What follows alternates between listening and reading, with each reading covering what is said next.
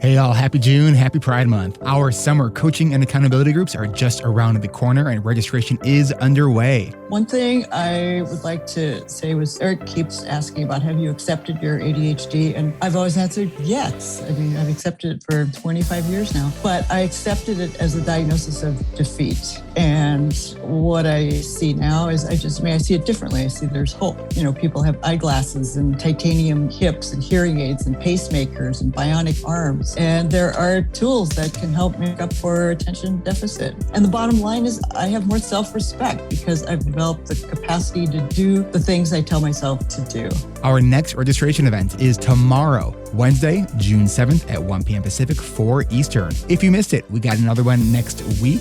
Go to coachingrewired.com, add your name to the interest list, and we'll have more information about it at the break. That's coachingrewired.com. Stop thinking about it. Go do it. It's coachingrewired.com.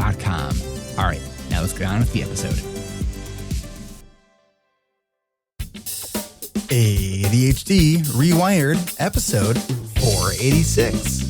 This is the podcast for those of us with really good intentions and a slightly wandering attention. I'm Eric Tivers. I'm a licensed clinical social worker by training and a coach by design. I'm your host, and I have ADHD. ADHD Rewired is more than just a podcast. We are a community. We are wired for connection, and you are not alone. Go to ADHDrewired.com to learn how you can join us in our free and secret Facebook group. Get additional resources for every episode, including links to any resources we mention on today's show. You can support us on Patreon, sign up for our email newsletter. You can request podcast postcards to distribute to your clients and support groups. Learn all about our award-winning coaching and accountability groups. You can co-work with us in our Adult Study Hall virtual membership community. You can do all of these things by going to our website at ADHDrewired.com. We know that starting is the hardest part, so let's get started.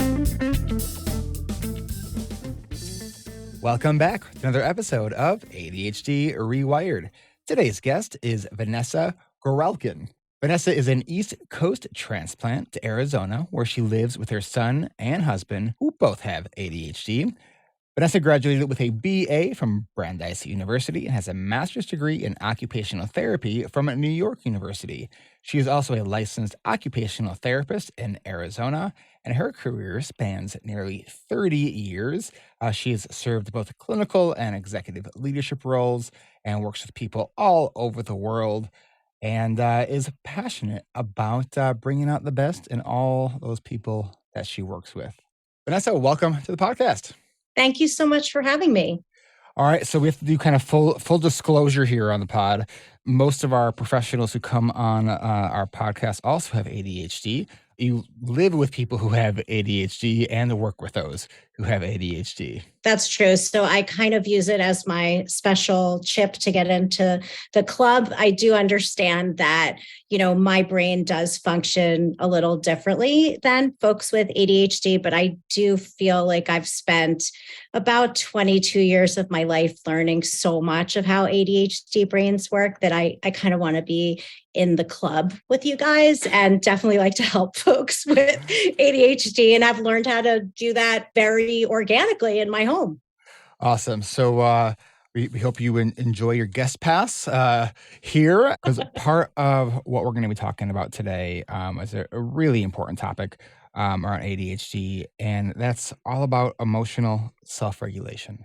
Mm-hmm. Yeah, it is really super important. And it's one of the things that I find so much in my practice working. And I started out as an occupational therapist clinically, but in order to really access being able to help people internationally across the United States, I've gone into a coaching model. And that allows me to meet with so many different people and families who cope with ADHD. We find obviously that it runs in families. It is just really, really important that people recognize that ADHD is not just about attention per se, but it's also about being able to manage in a world filled with people who don't necessarily understand how you're rolling in that world. And that can be rough on folks. And so that's something I really like to help with. So let's start first with the real basics. What is an occupational therapist?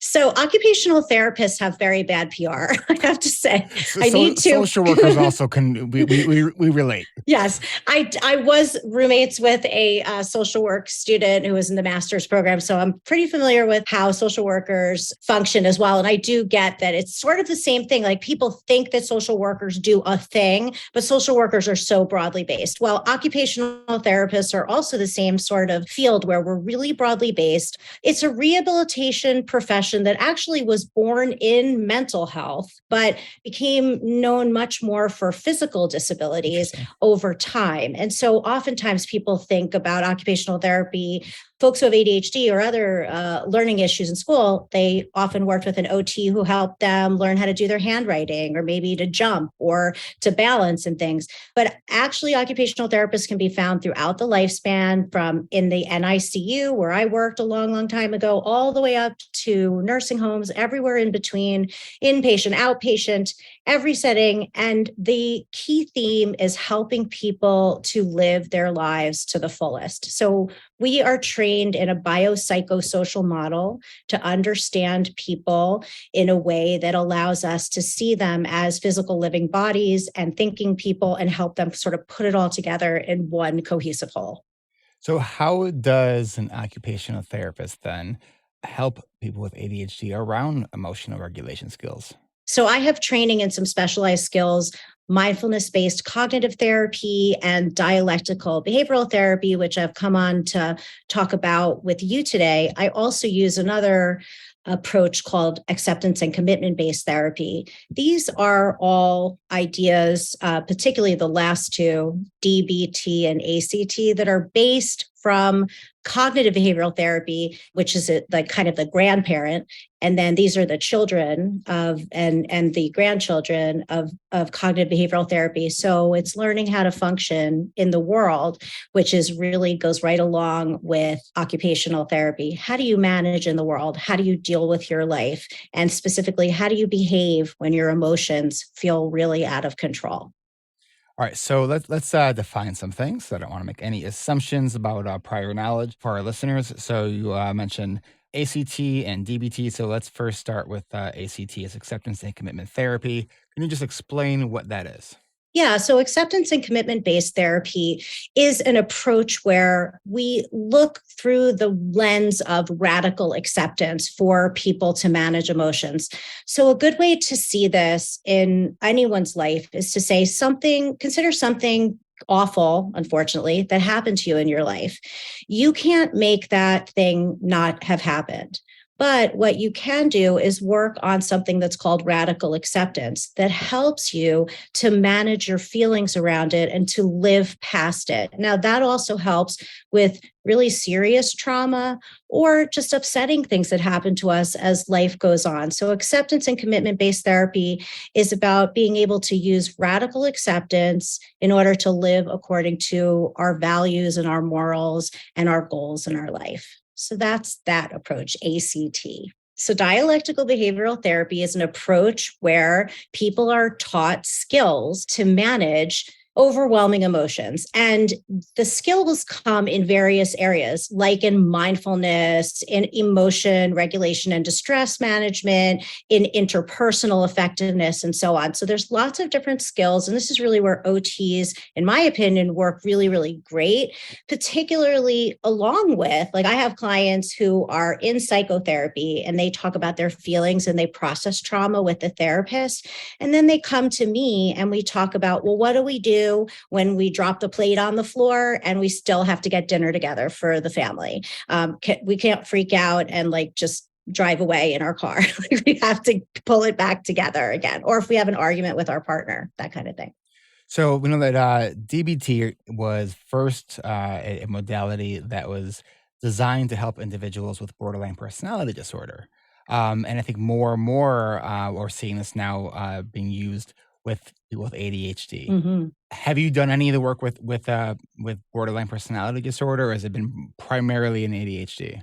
No, I definitely have clients actually who come to me who either have borderline personality disorder and know that already, or who identify it during the time that we're working together.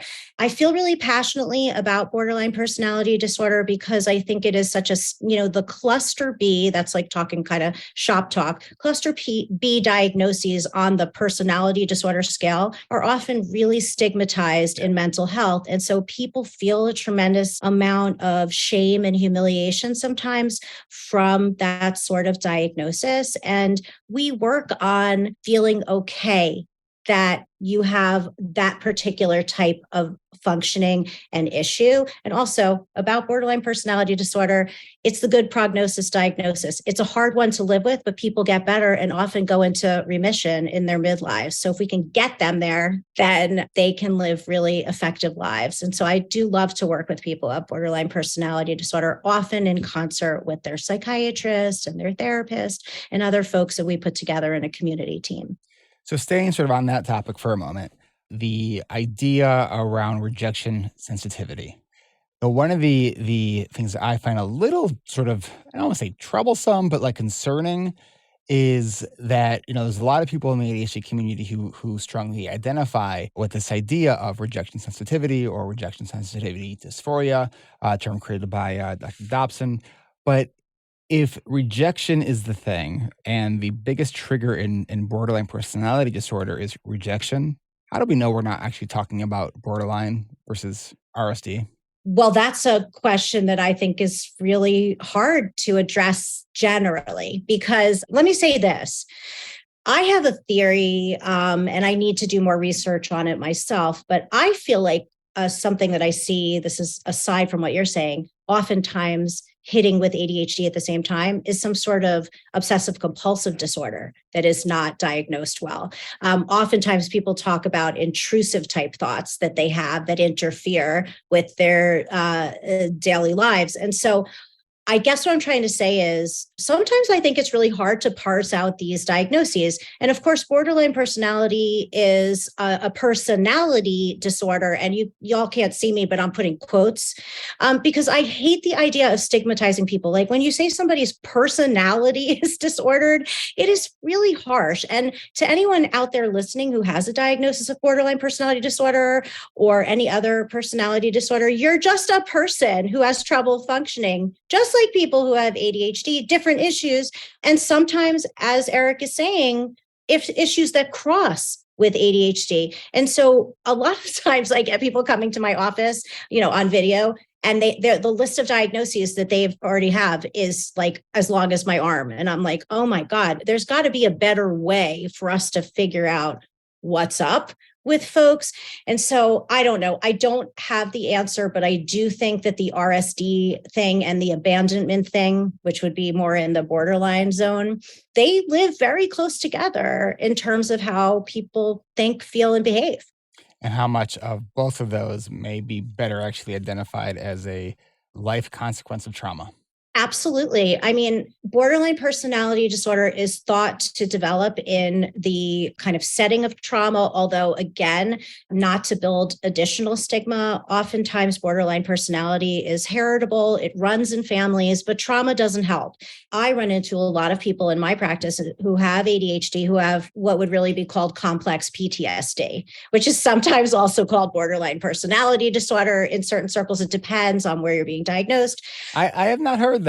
I did not heard that these complex PTSD having an interchangeability with BPD. I've not heard that. I have done. I mean, and again, I'm not quoting any specific research. I may really be talking more about people that I have heard or spoken to about their individual diagnoses. So, these questions I think are so important because people sometimes get really hung up on a diagnosis. And what my attitude about a diagnosis is, it helps us understand what tools we can use, but it does not define you as a human being. It just helps us as professionals to be able to get in there and do the right thing. Like I was mentioning OCD, when I notice sort of compulsive, purely obsessional sort of thinking on the part of clients, I give them tools from the OCD playbook that I know. When I notice people having emotional regulation issues, distress tolerance issues, we go to the BPD playbook. So, because you're nodding your head, head, I'm betting that you as a professional also understand, like, we as professionals, we don't want to pigeonhole anybody. We want to help people live.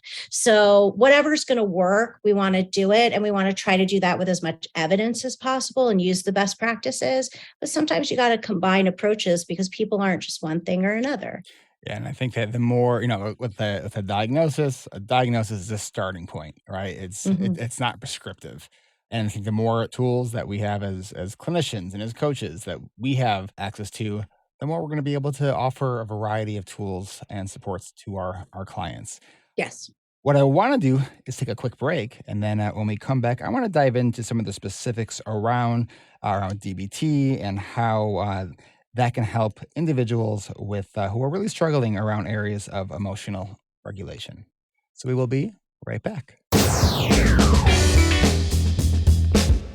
Support for this podcast comes from our coaching community, and our summer season of coaching groups is starting soon, beginning on July 13th, going through September 21st. Want to join us? Then, good news. We have more summer registration events coming up fast. Learn more and get your name on our interest list at coachingrewired.com to find out how you can join us this summer. Whether you've already heard about our coaching groups or if you're hearing about them for the first time, you might have some questions about our groups. And if you are new to this show, welcome. We are thrilled that you stumbled upon us or hit play when someone recommended it to you. Glad you're here. So, what is group coaching all about anyways? Are groups like this really a good idea for people with ADHD? What are the benefits of group coaching versus one-on-one coaching? If you're looking for answers to these questions, or if you have other questions you'd like us to answer, then your opportunity awaits. To find out the dates and times for our upcoming registration events where my team and I can help answer your questions, head on over to coachingrewired.com to add your name to our summer interest list. Registration is by invitation only, so once you've added your name, we'll email you some pre-registration stuff that you'll need to complete before receiving your actual invitation. And don't forget, we are still offering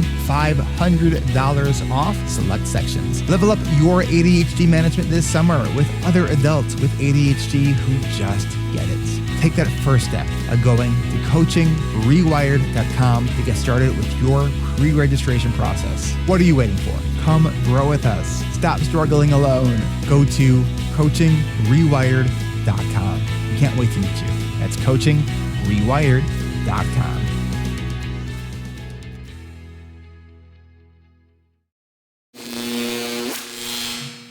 All right, we are back. So Vanessa, when you're working with individuals who are coming to you, what would you say is one of the chief complaints that people come to you with? I have angry outbursts and I have difficulty managing my temper. That's a big one. I think RSD is a big one as well. I do see that a lot of people feeling really devastated that their function really gets interfered with as adults or young adults on a day-to-day basis if someone does something that they feel like they're being rejected over or abandoned about. So anger and rejection, I think, are two big things. And often they go together because sometimes if you are rejected, what are you going to do? You'll get angry. That's an option. I think what I get is also a lot of the behaviors that we would call like the positive behavior, like the behavior you see, like, because I'm an occupational therapist. So people say like, I'm breaking things or I am having trouble doing something that helps me with my anger. So all I do is yell. So it's like things that come out of people that they're upset by or frustrated by. So that's what I see oftentimes when we're talking about emotion regulation in particular, how to deal with those things. So let's start with anger.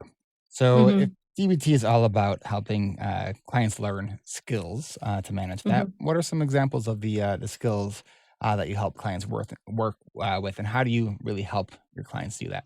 Well, there's some really practical skills, but we always begin with kind of a neurological nervous system lesson, which is that we have a rest and digest nervous system, which is like sort of when you're calm, your parasympathetic nervous system. And then you have a sympathetic nervous system, and that's the one that is fight or flight or freeze or fawn, people please, that sort of thing. So we do a little education first so people can understand oftentimes their behaviors are happening before they even thought of doing anything. And so learning to manage and recognize when you're getting hot inside, when you are feeling emotionally, well, dysregulated. So learning to recognize what it feels like in your body. So for anyone like in the audience who feels like they get angry and they're just they're angry and they're yelling, or they're losing their temper, or they throw their phone across the room or anything like that, or they rip up their the work that they were doing. That happens when people are frustrated. I would say start to observe, what does your body feel like when those events happen? And if you can't tell because they happen so fast, try to just pay attention to your body now and again throughout the day. Like, what does my body feel like? Because mindfulness is a big part of DBT, and it's a great skill. And mindfulness is simply defined as paying attention on purpose without judgment. And so if you're just listening to what's happening to you throughout the day, that can really begin to help you to recognize what's happening. And then we can start to work on ways to manage when you know you're getting dysregulated. All right. So then for people who say, all right, I'm working on this mindfulness, I might be becoming a little bit more aware of what's going on internally, but I hit a certain point and my brain just gets hijacked. And then it's like, and I feel like I can't stop myself from whatever reaction I'm having. Like, what are the skills that you help people learn? Well, I have to say, it sounds like you've heard that before. Because, and again, I'm betting the audience is going, yeah, that sounds really so familiar oftentimes for me. So when you start to learn like what that feels like in your body, there's various different skills. A set of skills that I like are the TIP skills: temperature, intense exercise, progressive muscle relaxation, and paced breathing. So I have on my Instagram, I have like a little clip of me doing an ice bath with my face. And so you just take a bowl of water, you put some ice in it. Be careful if you have a cardiac issue, and you just sort of put your face in the cold water and you stick it there for like 5 to 7 seconds. And then you come out and you see if in those moments that has reset that sort of sense of nervous system, fight or flight. I don't like the idea of hacks, but that's a vagus nerve hack. It is talking to your vagus nerve, which is a nerve that goes all the way from the top of our head into our gut. And it's just saying, okay, you did something happened. You don't need to actually scream at that person, send that nasty email, or so on or so forth. So intense exercise is a different one where you like could jump up and down. Again, both of these things don't necessarily work if you're in the grocery store and someone cuts you in the line, for example. So what can you do then? Then you could do paced breathing. Paced breathing really works to slow our heart rate down. Do you want me to talk about how to actually do paced breathing? Yeah, that'd be great. Okay. Well, there's various different types of paced breathing. A favorite one of mine is when you do a version of breathe in for 4, hold for 7, exhale for 8. Now, here's the deal. The most important thing in this type of paced breathing is to make sure the exhale is the longest part. Explain the why. Why does that matter? Because when you are exhaling longer than an inhale or even the hold, it ticks off a neurological response that slows down our heart rate. And that's really critical, because what do you feel like when you're angry, upset, dysregulated in any way?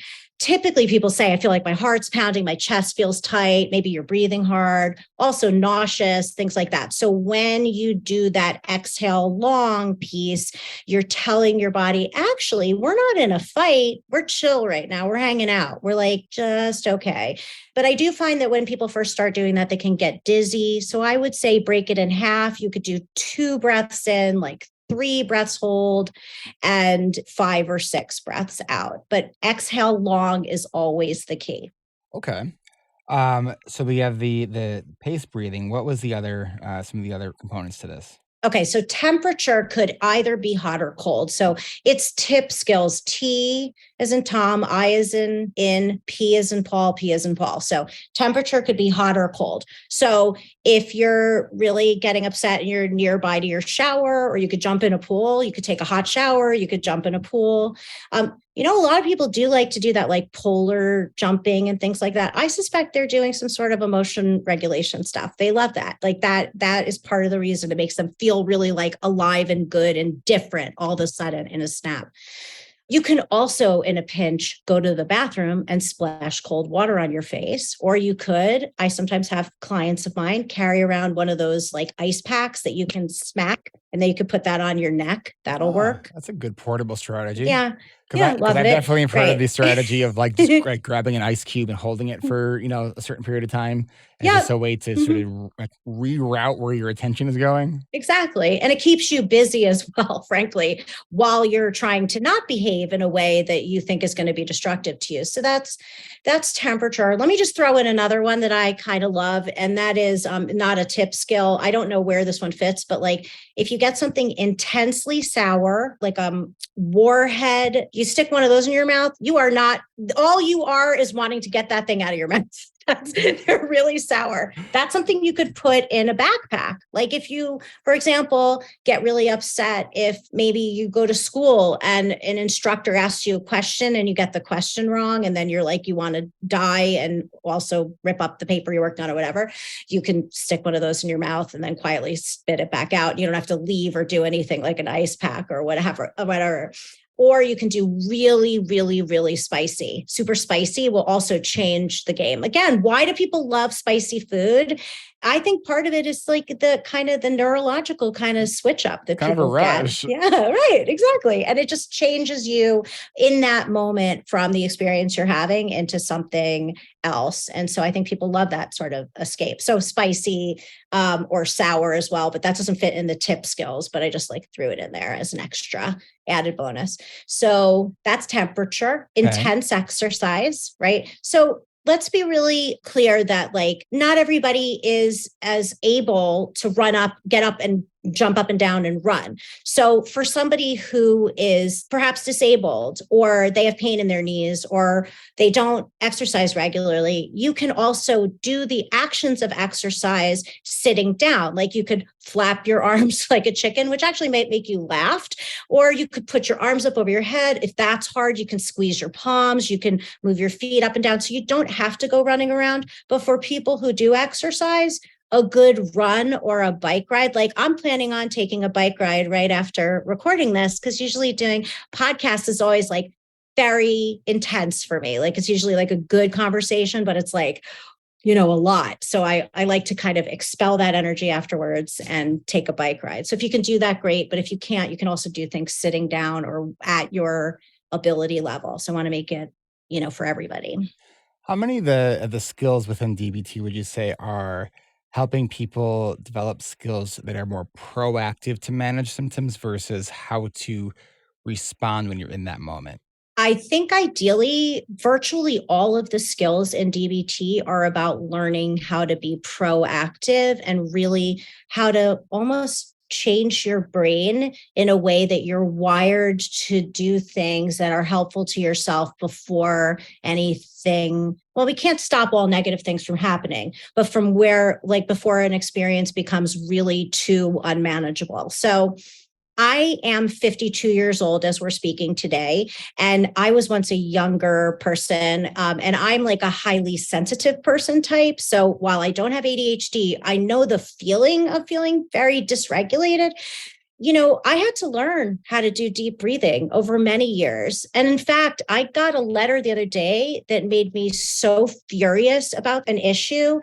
And I was telling my husband, because we were talking about it after I got it, and I was like, kind of, I had a moment or two, and then I was like, I am not going to do this. This is unhealthy for me. But that is after years of practicing. When I was like 20 years old, I would have just been yelling for an hour straight. And so it's years of practice, I think, over time to really almost interrupt a thing before it ever happens. And nobody's perfect. I'm not saying I never lose my temper or get upset, but I do notice that because anything I teach my clients, I use in my own life, because it's not just for ADHD. It's not just for BPD. It's not just for OCD, whatever. It's for living. These are skills for living. So anything I use, I would use as a skill. So hope that helps. Great. That's great. All right, let's do this. Let's take one more quick break here. When we come back, I want to talk to you a little bit about the work around creating and setting boundaries does, and how the sort of the intersection of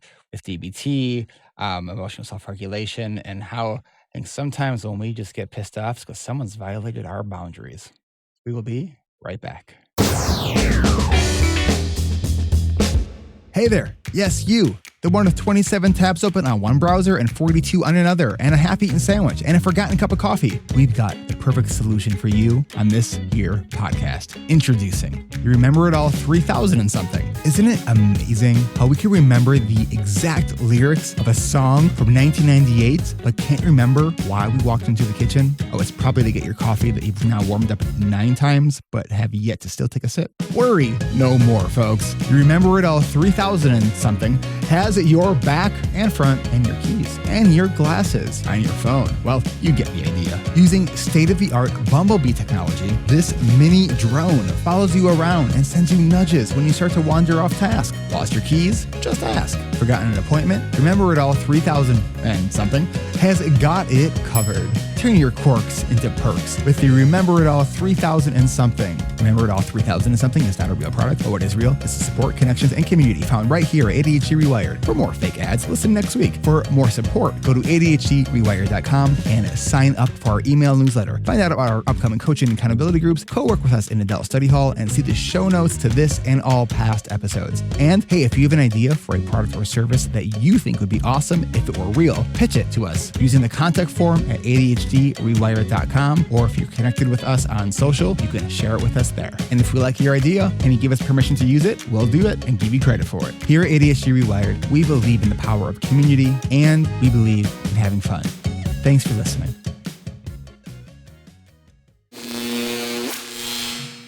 And we are back. Let's talk a little bit about sort of the intersection between anger and boundaries or boundary violations. Do you see this in your practice that and maybe initially some of the why people are getting angry, that they don't even realize it, but their boundaries are being violated?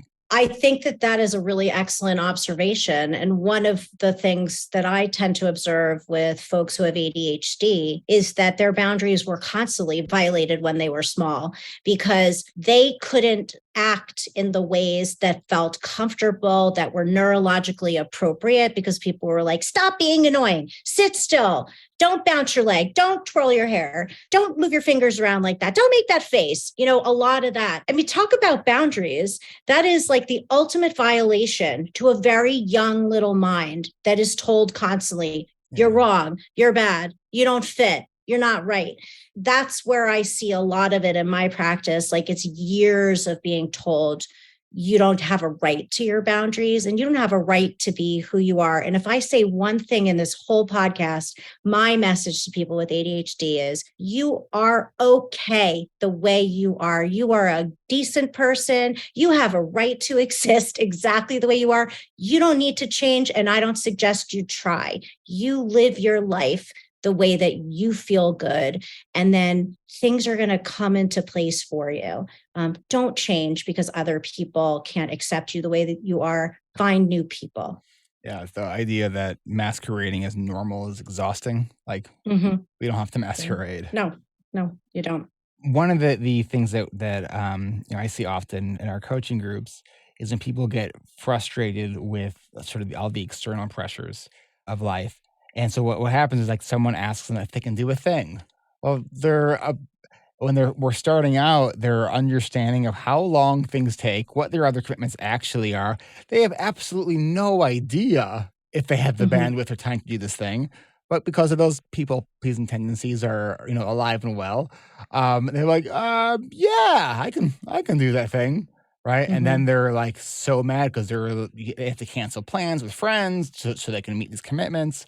And so we kind of work through, the more you become aware of how long things take and what your commitments are, and sort of default to no before you check your calendar before you even say a maybe.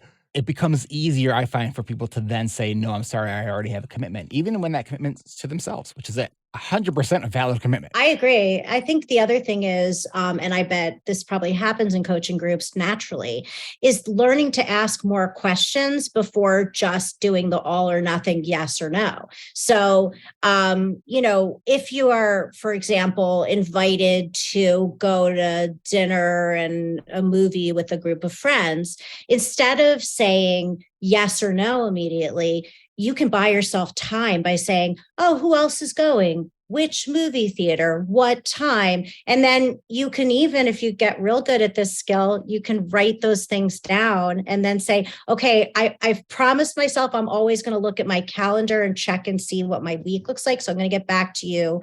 And I promise I'll text you or call you back and let you know. So I do a lot of telling people or suggesting to people, make more space. You don't have to be impulsive, right? The word is impulsive because we see that a lot with ADHD. And I think it's a lot about pleasing people and wanting to do the right thing. You get to say, I need more information, tell me more, and then wait a little while. So how do you help then the client who it feels so bad to say no to somebody else? Well, I mean, that's really something that we have to just kind of explore a feeling about. And again, sometimes people come to me for ADHD coaching. They tell me their story, and I have to ask really hard questions. Like recently, I met with a woman who came in and she told me about a moment where she had a really bad outburst and things like that. And she described a lot of stuff. And it really just sounded like she had been assaulted in her lifetime.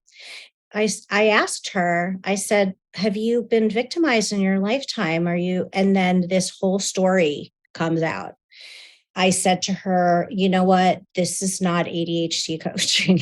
I said, I feel for you. I want you to be well. You need a trauma therapist. So we referred her to a trauma therapist. As I come back, I'm here for you, but you're not describing ADHD. So sometimes people think it's ADHD that's the problem. Anyway, but I don't know if that's the thing necessarily. But if somebody's really having difficulty being able to say no, I do have to wonder what happened in their life that made it so hard to ever say no, and why the boundaries are so difficult. And if it continues to be really difficult for us to set those boundaries, and it's not as clear as just somebody rolling out with like a really horrendous story that they haven't dealt with, sometimes it's good to go and talk to a therapist and check out what's happening deep down inside. And that's not really for ADHD coaching group. That's not for me, like, teaching how to schedule or teach skills. Like, that's really like talk to a therapist and in a safe space where you can really talk about trauma and things that were rough. Absolutely. And I do think trauma groups can also be very impactful because it's Absolutely. like when we shine the light on it, it's the shame around all of those things. It's healing. What is the OT approach for activation? So kind of looking at the other end of the spectrum of almost like under-regulated, if you want to call it that, or under-aroused. Yes. Yeah. What do you do with that? A client comes to you, I got these things I got to do. I just can't activate. Like I feel stuck. I feel sluggish. Like I'm fine once I get going, but getting going is so hard. Yeah. So this is a great one for OTs.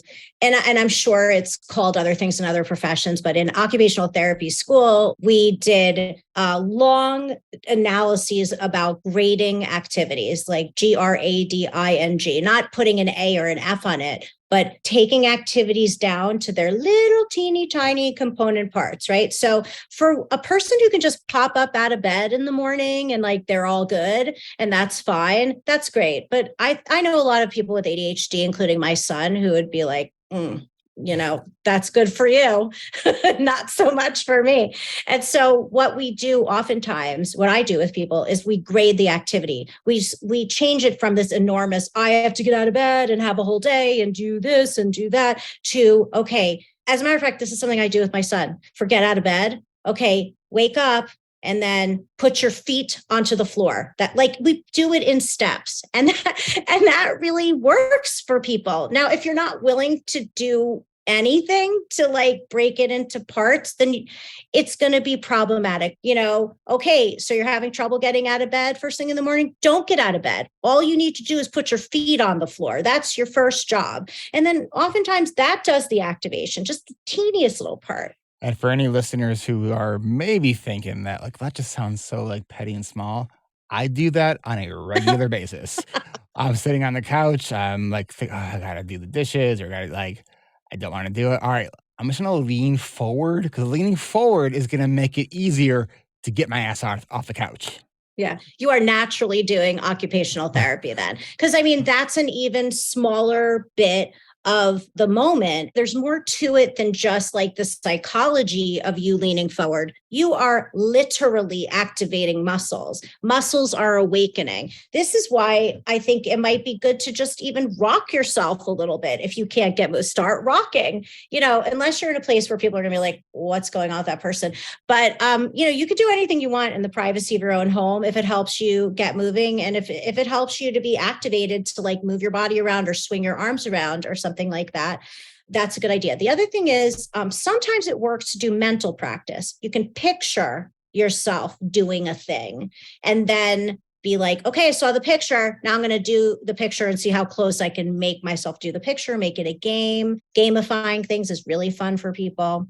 That's a good activation strategy. And I know you work in groups. I work with individuals. So oftentimes solutions need to be individualized. But I do want to say this. Sometimes a solution that worked for you for like 6 months or a year will stop working. And that doesn't mean you're broken or the solution's bad. It just means you need a new solution. It means you have ADHD. Exactly. You need novelty. There's more stuff going on. So you just have to roll with that. One of the worst things I hear from folks with ADHD, and I mean worst as in like most heartbreaking, is I'm stupid. Yeah. I can't get things done. I'm terrible. Why do I always mess things up? And it's like, compassion is critical. Self-compassion is critical. You're just a person. Yeah. Being a person is all. You're going to be okay. Don't make it worse by being mean to yourself about it. It's not going to help. It's like you don't need to kick yourself when you're down. Like that's right. Right. It's like people have this like almost fascination or fantasy about being consistent with ADHD. Mm-hmm. And I'm like, let go of that. Right? Mm-hmm. Focus on being resilient. Get up, get back up when you realize you've fallen off whatever the good things that you've been doing that you've slipped. Because it's gonna happen. We have ADHD. Like if there's one thing we are consistently doing, it's not being consistent. Right? But what we don't need to do is stay stuck. When we can recognize that we're stuck, and that's where that self-compassion piece is so important. And I've talked to people who I'm talking to them about self-compassion. They're like, that's great, but my to-do list is a mile long. And I'm like, right. We need to start with self-compassion. I totally agree with you. I think also, I know that some people don't connect with the notion of ADHD being like a quote unquote superpower, but like in my experience with people who have ADHD, I have genuinely seen people be able to make connections about things that I've never thought of, be able to be creative in ways that I never considered. We don't necessarily as a society value these things about people with ADHD, but they are valuable. And that is why ADHD people exist evolution-wise. Like y'all are important to the world and you are the thinkers and the dreamers. You don't have to change that. But people who are thinkers and dreamers sometimes need to get to class on time. And people who are like rigid and always on time, like me, sometimes need to just like ease up and be late or whatever and have a creative day. Like we all need to sort of understand that you're in a lane that you've been put in neurologically, but you're allowed to like step out of that lane too. And while you're appreciating yourself. Let me ask you about one other sort of area here. So before I was doing primarily my work with ADHD, I specialized in autism. And so much of the world of autism is around sort of sensory integration and sensory processing differences. I have been, and I don't know if part of this is like the recognition because I had done so much work with autism. Like I know myself, I have a lot of sensory things. I know tons of my clients and group and community members have a lot of sensory things. I still don't hear it being talked about enough. about Hmm. ADHD and sensory processing differences. What's as an Hmm. OT, and that's typically an OT's domain. What are your thoughts on that?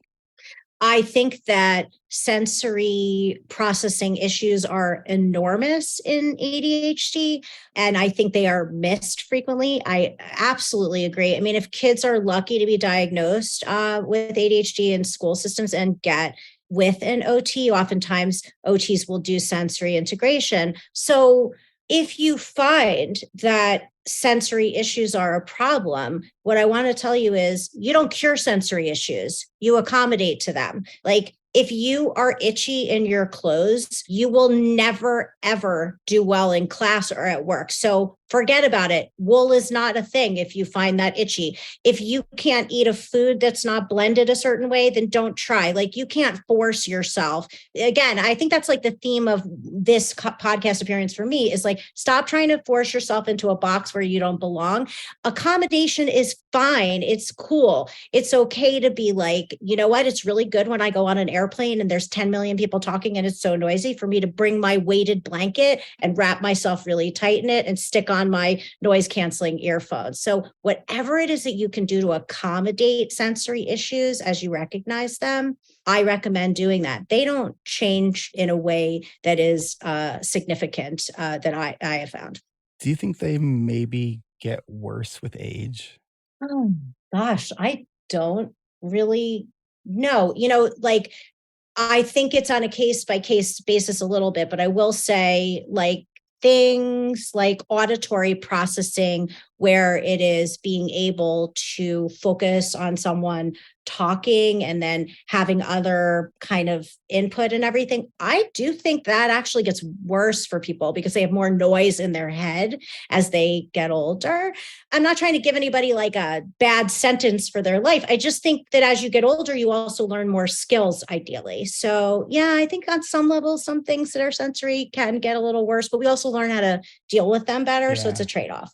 Yeah, I definitely notice, I people who have been listening to the show for a while know that I have a lot of auditory, like, processing issues, and Hmm. so it's great for an audio, engineering standpoint, but for, like, 99% of other life situations, it's really distracting and annoying. Like, to be able to go out to dinner and if I'm at a table in the middle of the restaurant, it's hell. Like, it is hell. Hmm. It is so because 'cause I'm hearing everybody's conversation, which then turns into my brain as "wah, wah, wah, wah." Like, I can't. Like, it's like, "Oh my god, get me out of here." Like, it is. It's super hard.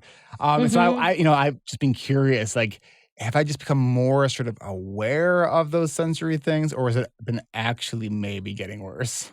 Yeah, and I guess that's where I was hesitant because I'm not sure if it's worse or if you're more clear on what's wrong, and also you have an appreciation and compassion for yourself so that you're like, I don't want to be in this situation. Like, this is not fun. You know, when you're 17 or 18 years old and all your friends go out for pizza, you're like willing to put up with it in a way that you're not when you're like an adult. And so I think there could be that. And well, highly sensitive people are people who are like neurologically sensitive, like to noises and the feel of things, and don't like violence, and like are very, very turned off by certain experiences, just like very, very sensory driven and upset by sensory stuff. So that's me. Like, if something's too loud, I will never accommodate to it being too loud. Like, I Yeah, literally want to put my hands over my ears, or I will leave a situation. Like, yeah. and if it's something violent, I'll close my eyes, put my hands over my ears. Like, I can't, because I will be paying the price for that long after. And I think Mm. that people with ADHD, the same thing. It's like exhausting to your nervous system.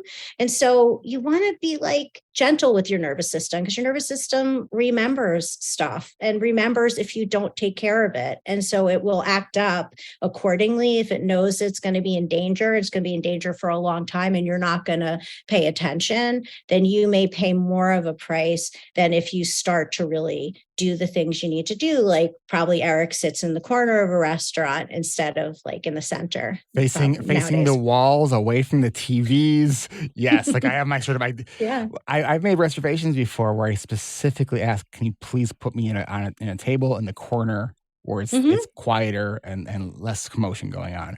Because, like, Hmm. the worst is when I'm sitting at a restaurant and I'm facing the TVs, because I can't look away. It's like a moth to like the flame. I'm just like trying so hard. It's like my eyes are looking at, my face is looking at the person, but my eyes are just like over on the TV trying to focus on the person. And it's just like my brain just does not like filter real well. Yeah, I think the self-knowledge is everything. You're a good role model for that, obviously, because I think what flummoxes some people with ADHD, particularly at the beginning, or if they're not diagnosed or late diagnosed, is that they just don't understand what's going on. They don't have a name for it.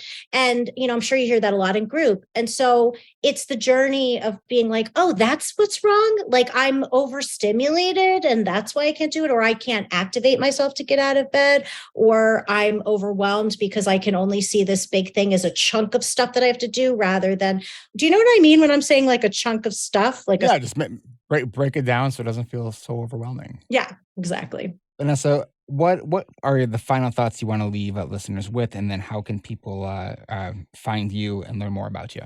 I think that people with ADHD are good and fun and interesting and exciting, and you don't need to change yourselves. That's a major final thought. You can change certain things in the way that you behave and interact with the world. And that's worth doing, whether it's through like coaching with like a program like Eric's, or seeing somebody as an individual like me, or doing some combination like that, or seeing a therapist. There's many ways to get help. If people want to get in touch with an individual therapist like myself, or coach rather, because I do see people outside of Arizona, and I've really converted to that coaching model, I think similar to what you have decided to do as well. People can go right to my website, vanessagorelkin.com. I can be found on Instagram at humanist_therapist. I have some stuff, actually do quite a lot of stuff about BPD. So yes, please be in touch. And I do love to hear from people after these podcasts. So don't hesitate to contact me through my website if you have questions or comments. And I hope you enjoyed hearing me today, y'all. Vanessa, thank you so much. This was a pleasure. It was a very little bit of a different perspective that we've had on before. So this is great. So thank you so much. Thanks so much for having me. It was really fun to talk to you. This is Eric Tivers. Thank you for listening, and congratulations for making it to the end. ADHD reWired is more than just a podcast. We are a community focused on learning, growing, and connection. The website is ADHDrewired.com. You can find time-stamped summaries and additional resources for each episode. Apply to join our free and secret Facebook community. Learn more about our award-winning intensive online video-based coaching and accountability groups. Join the Adult Study Hall virtual co-working membership community. Find all the other podcasts on the ADHD reWired podcast network. Sign up for my email newsletter to get exclusive content that you won't hear anywhere else. And use the search tool to find episodes on specific topics. You can do all of this at ADHDrewired.com. While you're there, click on the Patreon button. If you are a regular listener, consider making a monthly contribution by becoming a patron. If you are able to financially support my work, it would mean a lot.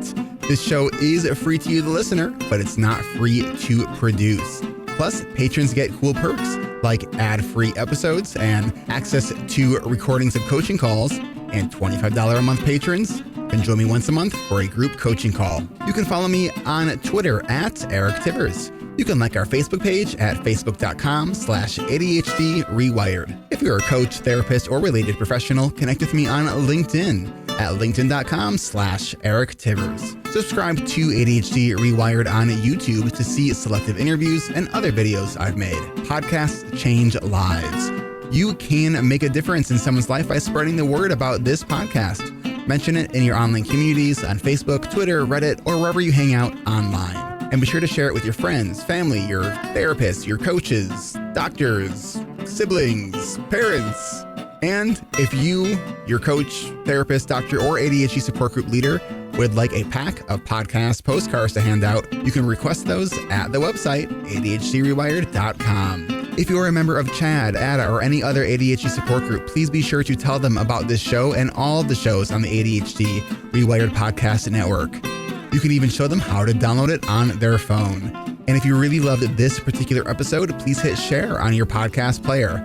I'm only one person, and I do count on you to help spread this message. One of the biggest things that you can do to support this podcast and help other people discover it is to leave an honest rating and review on Apple Podcasts or any other app that supports reviews.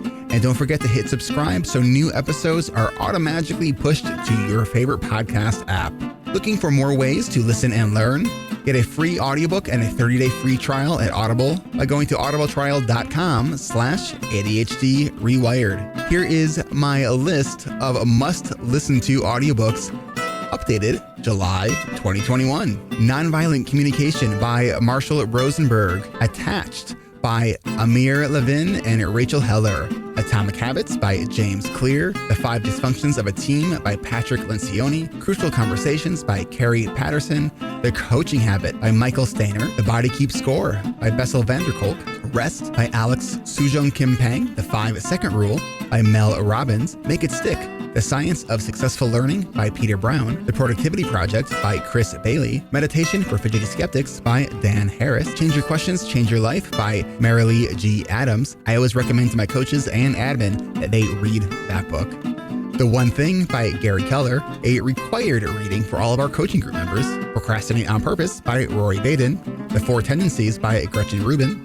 The Art of Asking by Amanda Palmer. And if you're looking for something a little bit more magical, I have fallen in love with the Harry Potter series, and the narrator, Jim Dale, is amazing. And of course, if you haven't yet boarded the Brene Brown bus, all of her stuff is great, starting with Gifts of Imperfection, Daring Greatly, Rising Strong, and The Power of Vulnerability. And if you're an entrepreneur or leader, be sure to check out her book, Dare to Lead. Do you have something that you would like to share? Click on the podcast tab at ADHD Rewired. Click the button to be a guest at the top of the page and schedule a 15-minute interview. This is Eric Tibbers, reminding you to keep learning, growing, and connecting. Self-care is not selfish. No matter what you get done or don't get done, you are still enough. And no matter how hard it feels, we can do hard things. And we don't need to do them in the hardest way possible. Thanks for listening. I'll catch you next week.